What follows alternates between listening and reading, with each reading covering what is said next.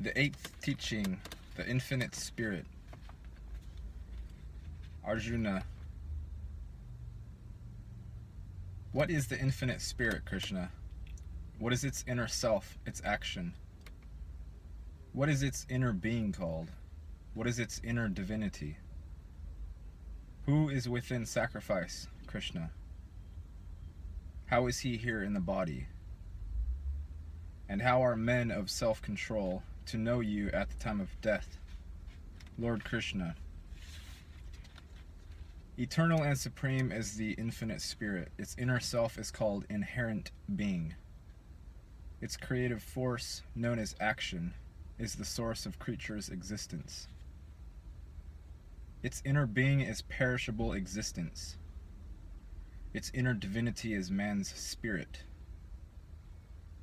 I am the inner sacrifice here in your body, O best of mortals.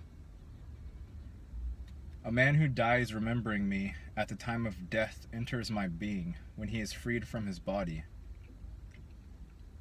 Of this there is no doubt.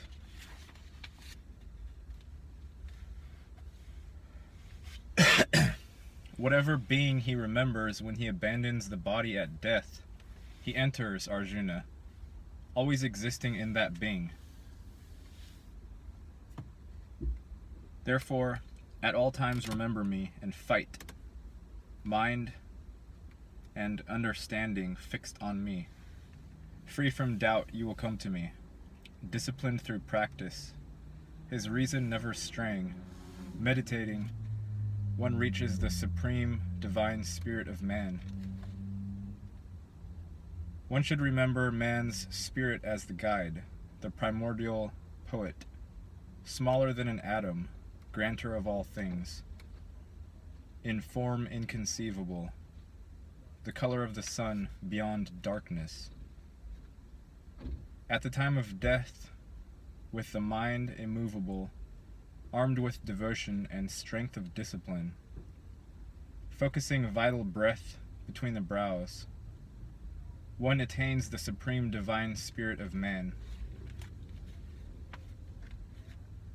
I shall teach you, in summary, about the state that scholars of sacred lore call eternal, the state ascetics enter, freed from passion, which some men seek in the celibate life. Controlling the body's gates, keeping the mind in the heart, holding his own breath in his head, one is in disciplined concentration. Invoking the infinite spirit as the one eternal syllable, Om, remembering me as he abandons his body, he reaches the absolute way. When he constantly remembers me, focusing his reason on me, I am easy to reach, Arjuna, for the man of enduring discipline. Reaching me, men of great spirit do not undergo rebirth, the ephemeral realm of suffering. They attain absolute perfection. Even in Brahma's cosmic realm, worlds evolve in incessant cycles. But a man who reaches me suffers no rebirth, Arjuna.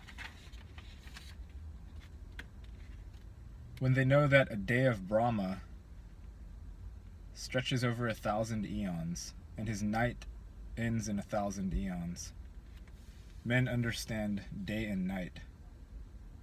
At break of Brahma's day, all things emerge from unmanifest nature. When night falls, all sink into unmanifest darkness.